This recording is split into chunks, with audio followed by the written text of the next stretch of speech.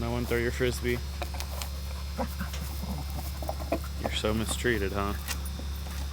So John Deere is here. They put a relay starter switch, something of that order, on my combine. That's the reason why it wouldn't start yesterday. The hydrostat did not come in. I think it'll be here tomorrow afternoon. So, but he came out here and I can at least start my combine now, so that's a plus. So I just threw it and he caught it mid-air and it looks so cool. Let me see if I can get that on camera. Okay, hold on, wait. Oh, good job. Come here. Oh, okay.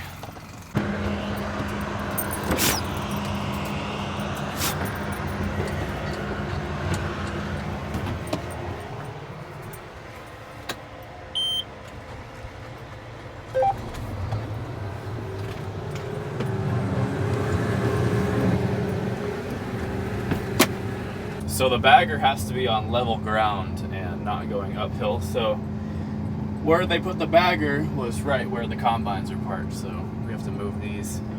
So I'm gonna move this combine. We're gonna start the bag and I need to restock my cooler. Otherwise, Dibs and I are not gonna have any water, So right now they're pulling a bungee down. It basically holds down the tarp. That way the grain doesn't come forward, it goes backwards. And about where Dad is standing, they folded the tarp and put 2 pieces of wood and screwed that together. That way it doesn't leak out of the tarp, obviously. Things can mess up pretty quick from the beginning. After you get it started, it's pretty smooth sailing, but the start is kind of stressful.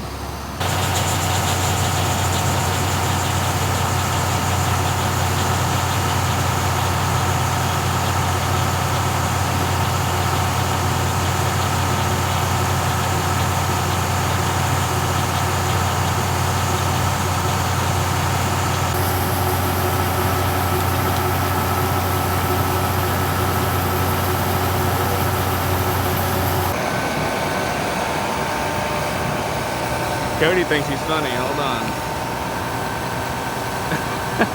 So this is the size of about 2 grain cartfuls on a 10-foot bag. This 10-foot bag is 300 feet long, and if you have a 12-foot bag, it is 500 feet long. So this one's a little narrower and a little shorter. Bag is started, grain carts are empty, the race is on. Do y'all see the bird? I cannot make this up. That bird just landed on my header and stole a piece of wheat from my feeder house. And now he's just chilling. He literally has the piece of wheat inside of his mouth right now. What is going on? This is one of those things that, you know, you tell a story and they never believe you, but now I have video of it, so now that they'll believe me. That's crazy. By the way, no Tweety bird was hurt in that incident. He got a piece of wheat and flew away. Not only is he not hungry anymore, but he's also safe. Well, I don't know if he's safe out there, but he was... Anyways, you get the point.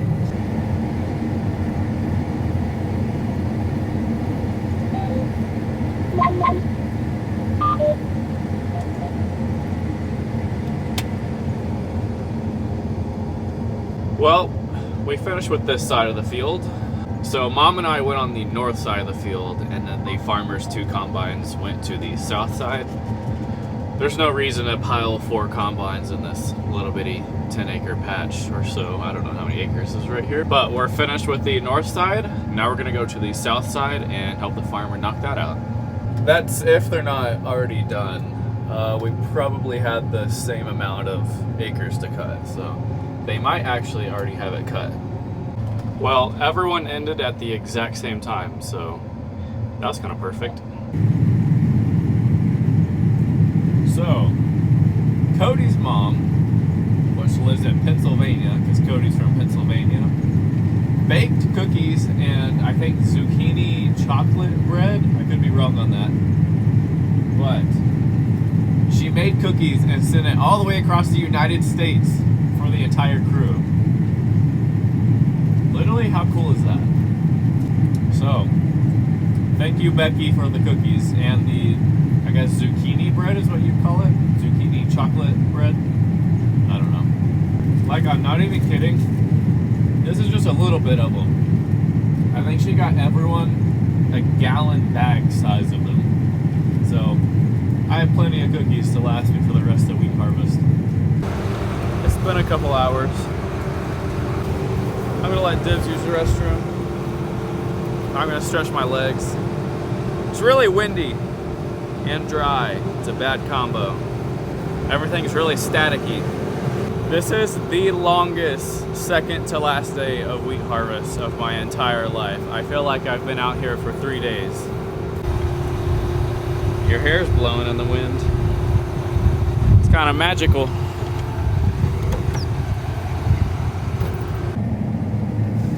Let's just say blowing off these combines is going to take a little bit.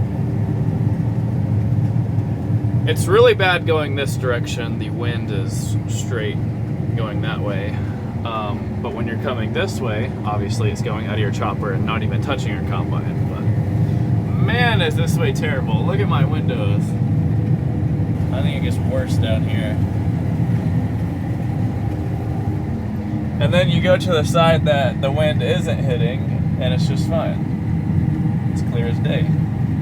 So for anyone curious on how a flex header, particularly MacDon, goes through a ditch, you're about to find out. So here's your indicator. See, it's drooping. Now it's even. Now it's propping up. Now we're flexing through the ditch. This indicator is also up. They're both up right now, so it's making a smiley face. And it's getting pretty much most of it. I mean, you can't get that flexible, but it does a pretty good job. And then you put it back up. Pretty interesting. I think there is a couple of heads right here that it didn't get, but other than that, they got all of that, which is pretty surprising. I don't know if the camera does justice to how deep that is, which it probably doesn't.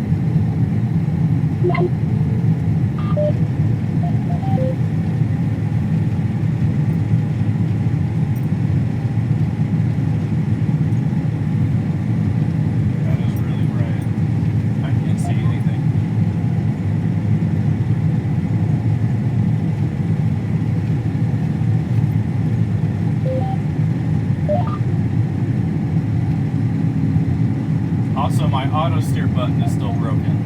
So, but if I hit 2, then the auto steer kicks on. But sometimes it doesn't always kick on, so I have to like keep on hitting 2 for it to turn on. Well, sun is going down. This is stop number 2 for the day. Someone asked me on Instagram how many times I stop a day.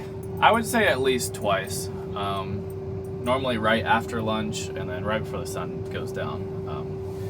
I like to stretch my legs, and Dibs likes to go out and run around. So, also I like to clean my windows before it gets dark. Helps me see.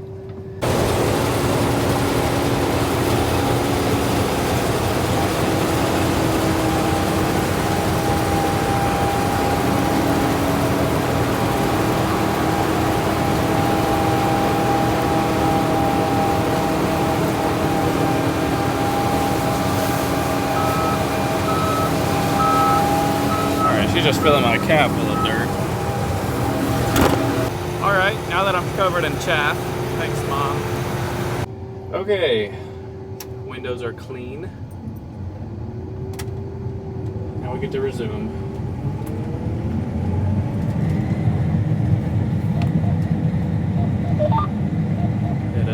little dusty.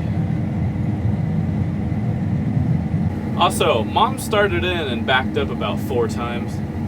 I think she just wanted to get me dirty. See, my handle is messed up, and it likes to, yep, there it goes. So I didn't even touch anything, and it kicked it on. So it thinks that I'm like, I guess, touching the button, I guess not constantly, because it's not doing it all the time, but sometimes it does. So, I have a ghost in here.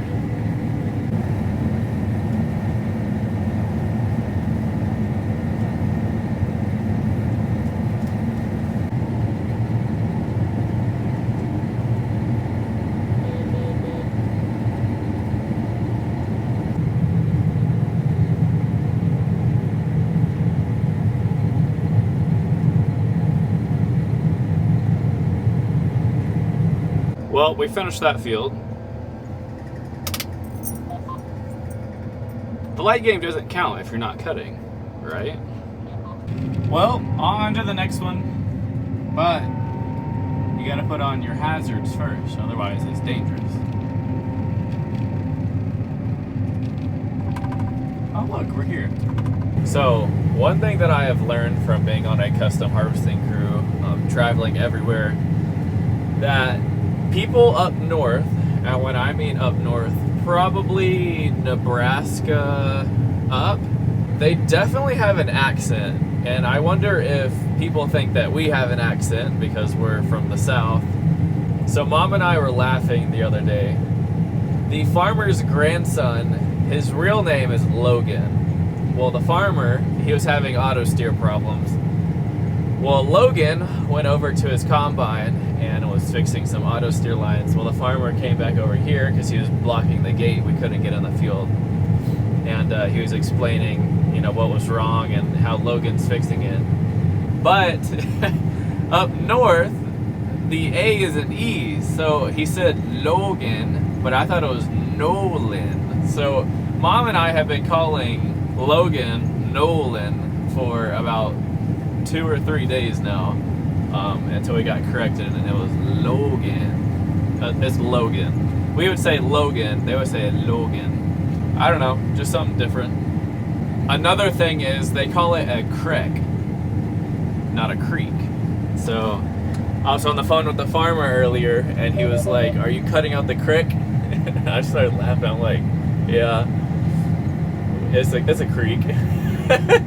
There's some other words that, you know, they've said, or, you know, everyone has said, you know, not just these farmers, but just everyone in general, that just, I don't know, it just makes you laugh, because it's like, people are different, you know, all around the United States, and the world, you know, it's not just the United States, but, you know, their accents crack me up.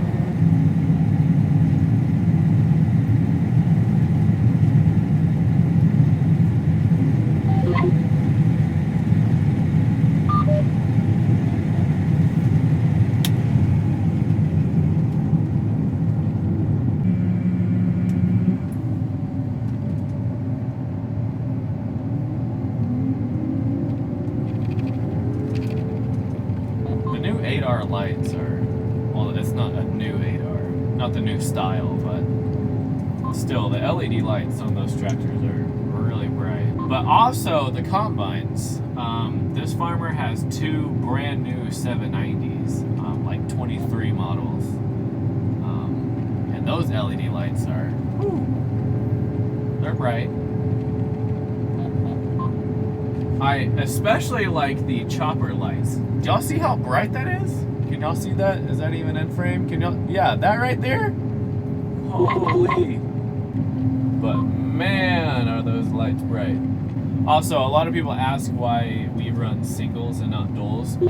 But the reason why we don't run duals is who wants to pull off duals every single time you haul the combine? So we don't have duals. But the ideal tire setup is LSWs on the front and back. Like the big LSW floaters in the front, singles. Oh man. Oh man. Those are mean looking. Also, power-wise, so these are 790s. This is a 770, I think. I put the horsepower in another video. power difference, I really haven't seen that much power difference. They haven't got to, you know, get up and go and start lapping us.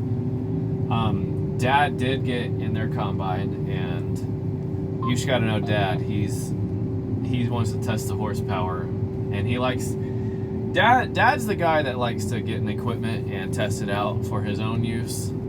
So the farmer and the farmer's son, I'm pretty sure the farmer's son wasn't here yet or something like that. Like, they were one driver short for some reason. So Dad got in their combine, and you just gotta know Dad, you know, he test drives things. And, you know, he wasn't really impressed with the power difference. He said that he really couldn't tell a big power difference. He said it was burning probably 5 to 6 gallons more than this combine with doing the exact same acres per hour. So really, what are you gaining from that? What I'm trying to say is the price for our operation, everyone's operation is different. For our operation, the price that you're paying extra for that combine versus ours is just, you'd be losing money essentially. Or not losing money, but you'd be throwing money, I guess, out the door that you wouldn't need to spend. So a 770 is perfect for our operation. A lot of people ask why we don't run 780s or 790s, and that's simply due to the fact of the gallons that it burns per more acres just isn't, it's just not really worth it. That we, you know, our experience, of course. Also, another thing, the re-thrasher. They need to take that out, throw it in the weed row, and put a return on there. We do not like the re-thrasher. We had a 680 one year that we did the entire harvest run with. OMG. When you got in weeds, instantly plugs up. And I don't know if you've, you know, kept along with our harvest run at all, but we eat the weeds, you know, so having a 780 or even a 680 or anything 80 or 90 this year, I'm sorry. The weeds, man. Oh, the weeds. It is a really wet year. But you just watched our last full harvest day for wheat of 2023. Tomorrow we are cutting, I think, up until dark, and then leaving and roading the combines back to the shop, which is about 20 miles. But y'all have one more day to watch to finish all of 2023 wheat harvest. But yeah, that's gonna be it for today's video. Thank y'all for watching, and I will see y'all tomorrow.